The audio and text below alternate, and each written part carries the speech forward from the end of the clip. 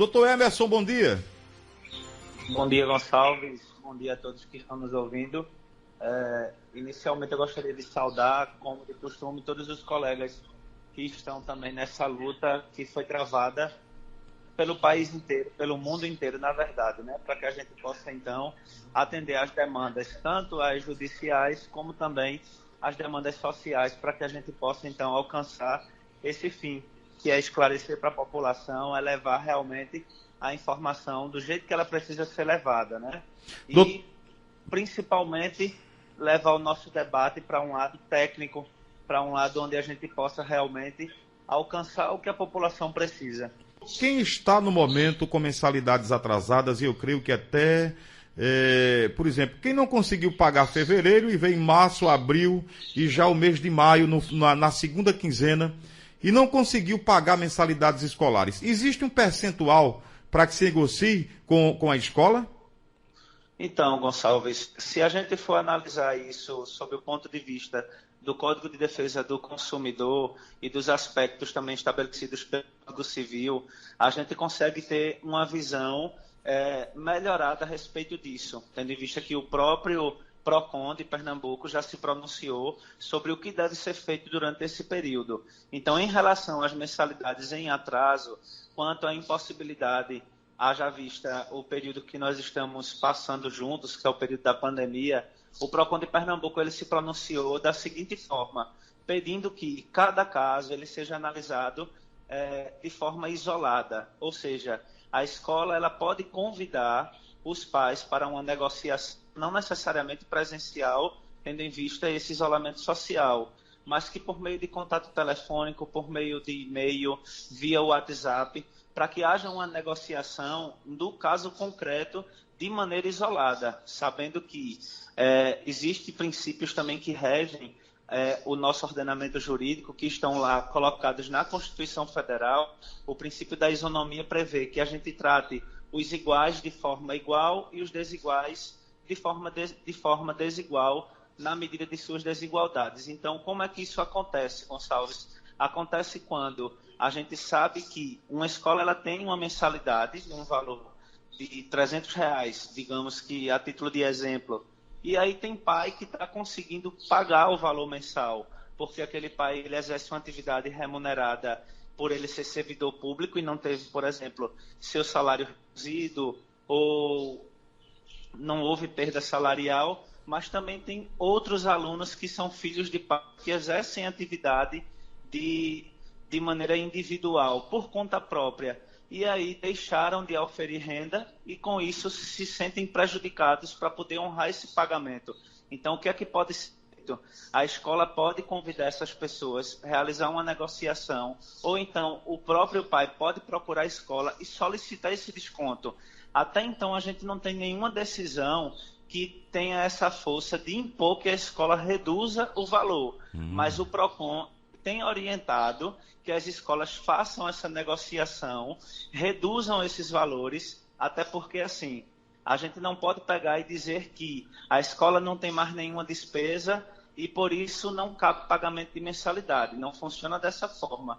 A escola pode não ter 100% das despesas que tinha antes, como, por exemplo, a conta de luz diminuiu porque os alunos não estão frequentando a escola, outras despesas também que eram decorrentes do comparecimento presencial dos alunos à própria instituição escolar e, por isso, diante da pandemia, elas não estão existindo, mas o gasto de pessoal, o gasto com os professores, eles continuam existindo porque também tem profissionais por trás ali envolvidos. Inclusive, depois que cessou esse período de férias escolares que foi antecipado para abril, os professores estão trabalhando, e eu falo isso também porque eu conheço professores que são da minha família e que estão desempenhando uma atividade realmente árdua. Então, seria imprudente da minha forma orientar que as pessoas deixassem de honrar com o compromisso escolar. Então, se educação, se esse valor que é investido na educação dos filhos sempre foi prioridade, que continue sendo, né? Se é para desistir, se é para relativizar, ou se é para colocar na balança alguma despesa, que se coloquem outras coisas, mas que esse valor ele continue sendo prioridade. Lógico que É preciso que haja essa conversa com a escola, procure, renegocie, parcele, coloque para o ano que vem, faça todo tipo de acordo. É essa orientação que a gente tem dado para não prejudicar o principal interessado, que é justamente a criança ou adolescente que está precisando frequentar e assistir aquelas aulas na escola. Bom, existe o pai que continua recebendo seu dinheiro por ser um funcionário público, por ter aí alguma função que não passou por esse prejuízo. Existe aquele que trabalha no dia a dia e não poderia pagar tudo o que deve hoje. Existe aquele, por exemplo, um feirante. Feirante tem o seu movimento no dia a dia, um ambulante ganha realmente a sua renda tranquila e poderia estar pagando essa mensalidade. Hoje ele está parado, ele não pode pagar nada. Então, são situações completamente diferentes que teria que sentar isoladamente com cada um, doutor. Exatamente, essa orientação do Procon Pernambuco, até porque, assim, quando houve a instalação desse período de pandemia, a gente pode se dizer que houve automaticamente uma suspensão do antigo contrato de prestação de serviço que tinha sido feito entre o responsável financeiro da criança com a própria instituição escolar. Então, a partir do momento que houve essa suspensão daquele antigo contrato, a gente sabe que essa suspensão ela se deu de forma automática. Começou aí a vir um novo contrato de prestação de serviço, porque mudou-se a forma como aquele contrato ele era prestado.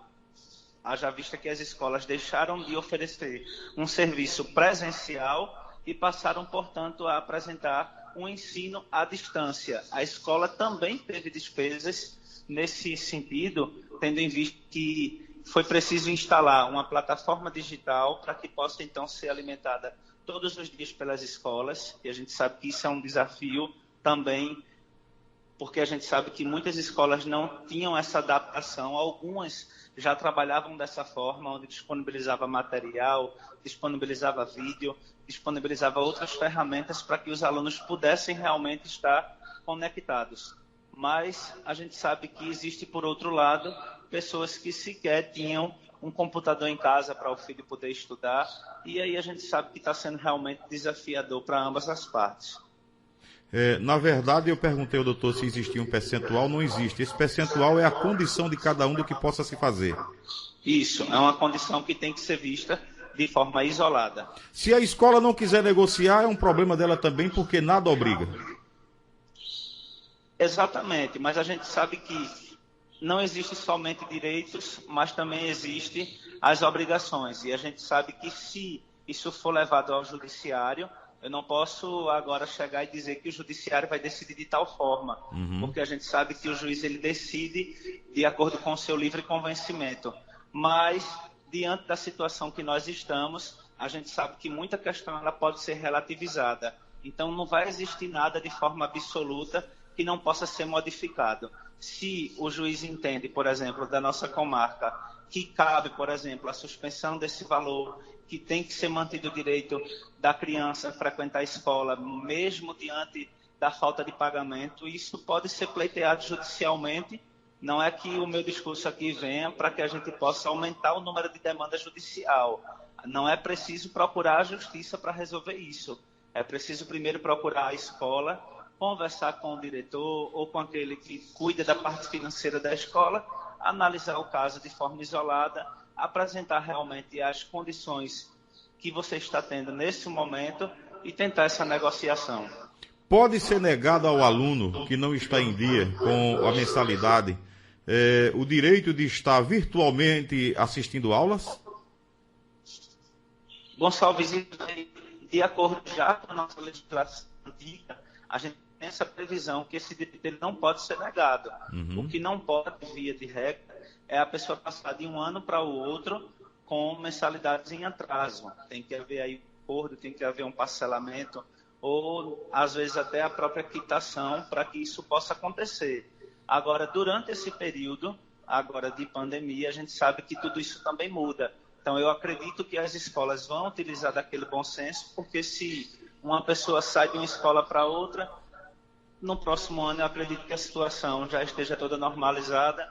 Então, a gente sabe que se ela sai de uma escola, deixa um débito para ela, depois nem é interessante quitar aquele valor, enfim. Então é melhor manter o aluno, é melhor conversar com o responsável financeiro, é melhor tentar realmente parcelar essa dívida e encontrar uma forma realmente de encontrar esse equilíbrio que ambas as partes precisam. Até porque o aluno é a clientela da escola que precisa ser mantida, né? Exatamente. Doutor, muito obrigado pela sua participação, viu? Gonçalves, qualquer coisa nós estamos à disposição, trabalhando de forma remota, e quero agradecer mais uma vez pelo convite para que a gente possa então prestar esse tipo de informação. Ok, conversamos aí com o doutor Emerson, advogado aqui do nosso município, que a gente agradece essa atenção que foi dada ao nosso programa, à nossa redação, ao nosso programa de notícias, tratando dessa questão importante que é exatamente as mensalidades escolares, coisa que está aí incomodando a mente de muitos pais e a direção de muitas escolas.